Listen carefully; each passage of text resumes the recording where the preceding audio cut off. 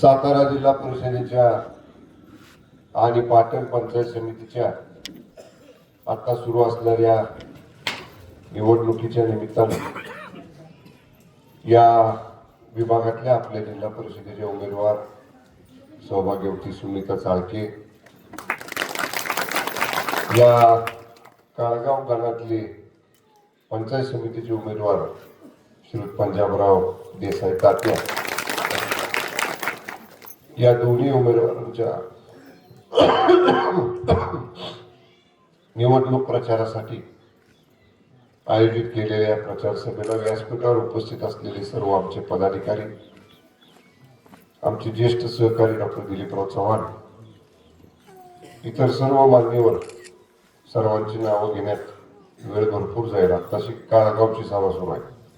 अजून कुठलं, गुड, कुंभारगाव आणि मालदण एवढी गावं आहेत अजून. त्याच्यामुळे उपस्थित सर्व आजी माजी पदाधिकारी, काळगाव आणि या विभागातून आलेले सर्व गावातले सर्व कार्यकर्ते, जमलेले सर्व माता भगिनी, सर्व तरुण युवा सहकारी, उपस्थित सन्माननीय मतदार बंधू आणि भगिनींनो, निवडणूक जिल्हा परिषदची आहे, पंचायत समितीची आहे.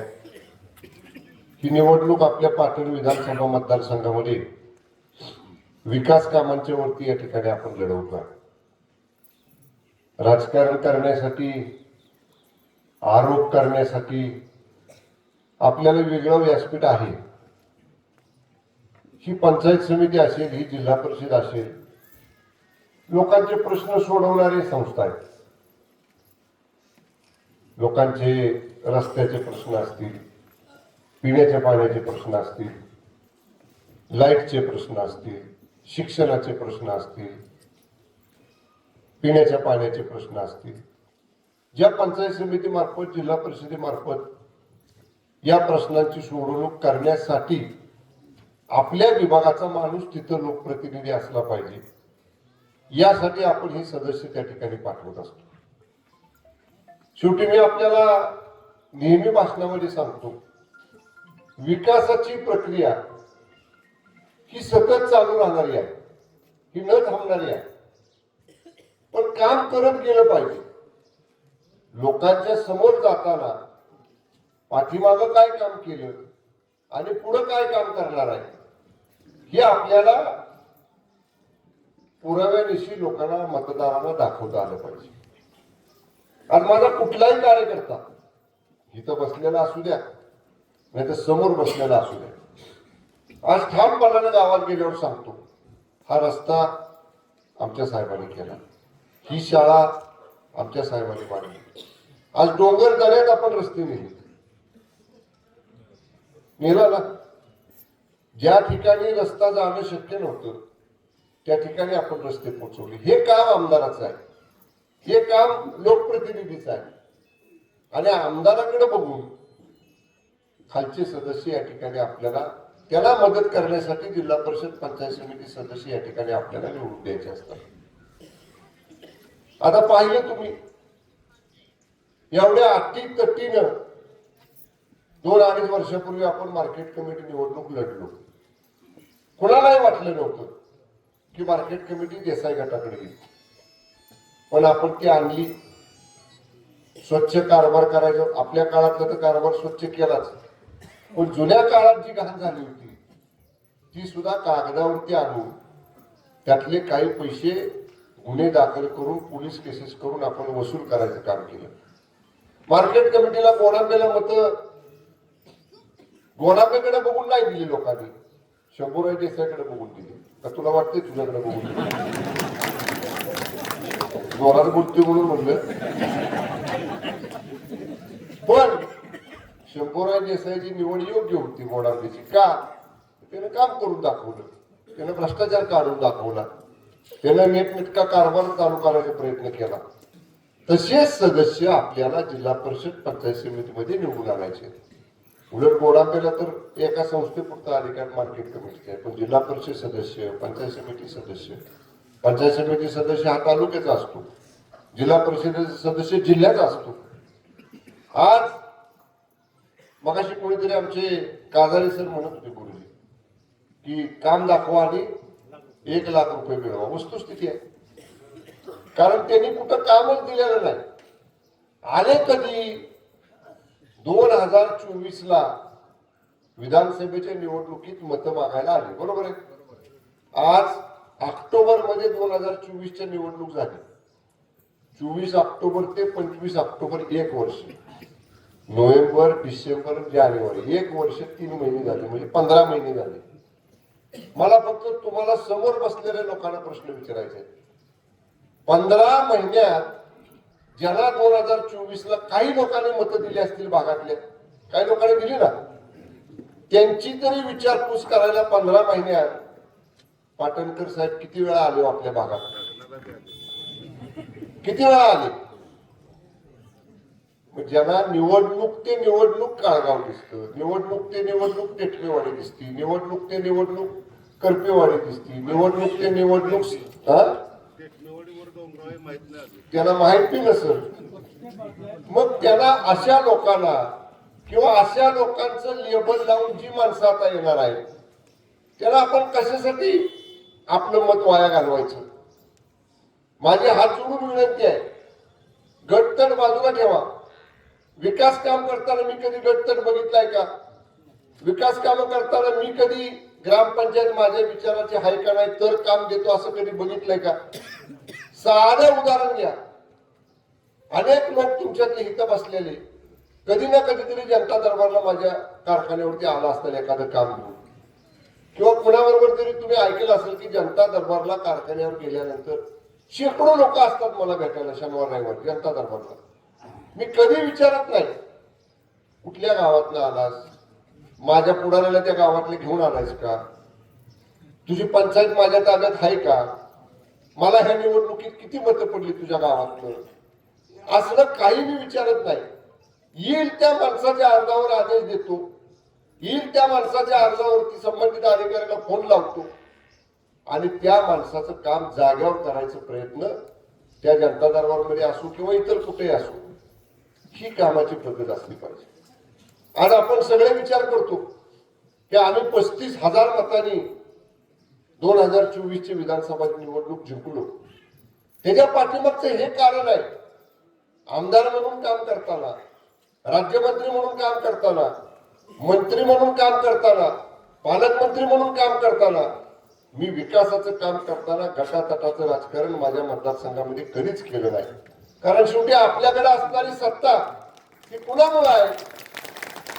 ही सत्ता समोर बसणाऱ्या मायबाप जनतेमुळे आहे. मग त्या जनतेने जर एखादं काम सांगितलं, प्रत्येक वेळी तुम्ही राजकारण करणार का? प्रत्येक वेळी तुम्ही राजकारणाच्या चष्म्यातनं येणाऱ्या माणसाकडे बघणार का? अहो, तुम्ही आमदार आहे, तुम्ही मंत्री आहे, तुमची जबाबदारीच आहे लोकांचं काम करायची. 100 कोटीची कामं केली म्हणजे काय निर्माणी केली नाही मी, त्याच्यासाठीच तुम्ही मला निवडून दिलाय. माझ्यासारख्याची भूमिका ही आहे.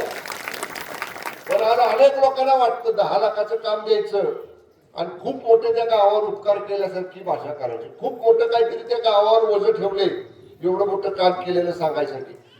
माझी मानसिकता, माझी भूमिका तशी बिलकुल नाही. मी एवढंच आपल्याला सांगतो, आजपर्यंत या भागात विकासाचं काम द्यायला कधी मी हात आखडता घेतला नाही, कुठल्याच भागात घेतला नाही. जे जे काम मागितलं ते काम या विभागामध्ये परिपूर्ण करण्याचे प्रयत्न माझ्या आमदारकीच्या मंत्रिपदाच्या कारकिर्दीमध्ये मी नक्की केलेला आहे, इथून पुढे सुद्धा करणार आहे. पण आताच्या जिल्हा परिषद पंचायत समितीच्या निवडणुकीमध्ये निवडणुकीपुरतं आपल्याकडे येणार आहे, निवडणुकीपुरती आपली आठवण काढणार आहे. आणि मला आता सहज कोणतरी सांगत होतं की आता ह्याचा व्यवहार चालू झालाय म्हणजे बोल किती तसलं किती 8-15 दिवस पुरणार हो.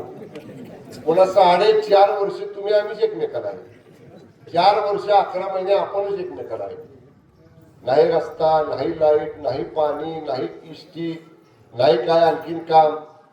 ज्यानं व्यवहार केलाय त्याच्याकडे समजा निवडणूक झाल्यावर काम सांगाय गेलं, अहो लाईट नाही, नळ योजनेचं पाणी येणार, रस्ता नाही, ते मला झालं की निवडणुकीत तुझा हिशोब चुकता केलाय, कुठल्या निवडणुकीला काय असेल की बोल.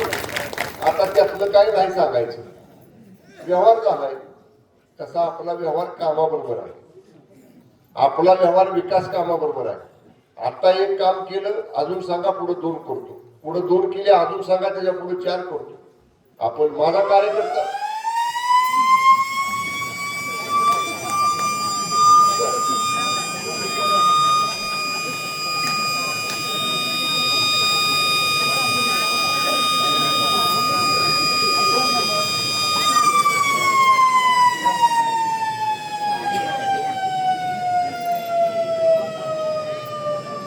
म्हणजे आधीमध्ये 6:20ला कसा बघा, 6ला तर पाहिजे, 6:30ला तर पाहिजे, 6:15ला तर पाहिजे.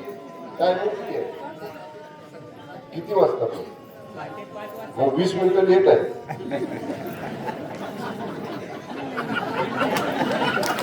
मी म्हटलं असलं टायमिंग काढावं म्हणजे 6:20चं टायमिंग कसं. पण बरं का काय बी असू, ही ग्रामपंचायत आहे का, ती बॉडीतला तुम्ही शिपाई असेल किंवा तुमचा पुत्र असेल ना, की बिचारा म्हणजे प्रामाणिक काम करतो का नाही. एखादा दाबाग नसता, पालकमंत्री भाषण करतो, गोंग्याचं बटन कसं दाबायचं, ते दाबाकला बी नाही म्हणजे निष्प्रामाणिक आहे बिचारा. पण बंद कुलपातलं कसं वाजलो, बाहेर तर कुलूप आहे.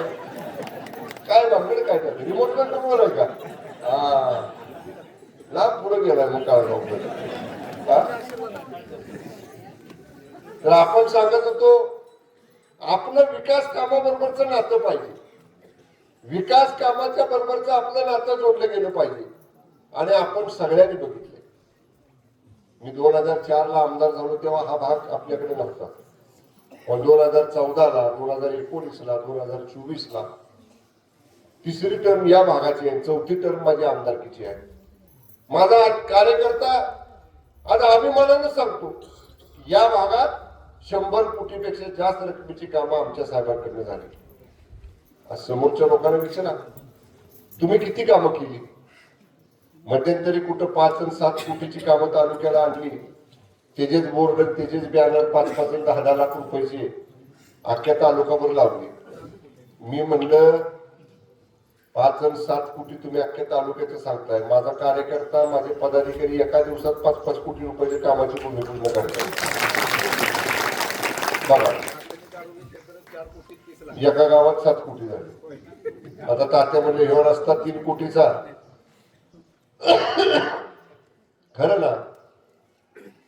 माझी सगळ्यांना विनंती आहे, जेव्हा ते मतं मागायला येतील तेव्हा त्यांना विचारलं पाहिजे तुमचं काम दाखवा आणि मग आमच्याकडे मत मागा. किंवा मागल्या वेळी मतं मागून गेला त्याच्यानंतर कधी गावात आला तेवढं सांगा, मग ह्या वेळी आमच्याकडे मतं मागा. कारण ज्यांना केवळ निवडणुकीपुरती माणसं दिसतात अशा लोकांना कृपा करून बाजूला ठेवा. आपली विकास कामाची नाळ चांगली जुळलेली आहे, विभागाची एकी आपल्या चांगली आहे, कार्यकर्त्यांचं पदाधिकाऱ्यांचं एकमत चांगल्या पद्धतीने एकत्र जमलेलं आहे.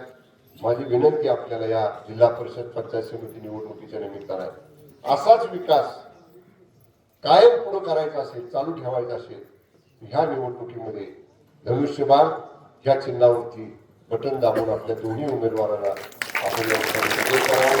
जाता जाता एवढंच सांगतो, 2024ला मला आपण सगळ्यांनी मतदान केलं. मला कुठल्या चिन्हासमोरचं बटन दाबलं तुम्ही तेच दाबायचं. ह्या दोघांना मत म्हणजे साहेबाला मत एवढं फक्त लक्षात ठेवा, बाकी काय लक्षात ठेवू नका.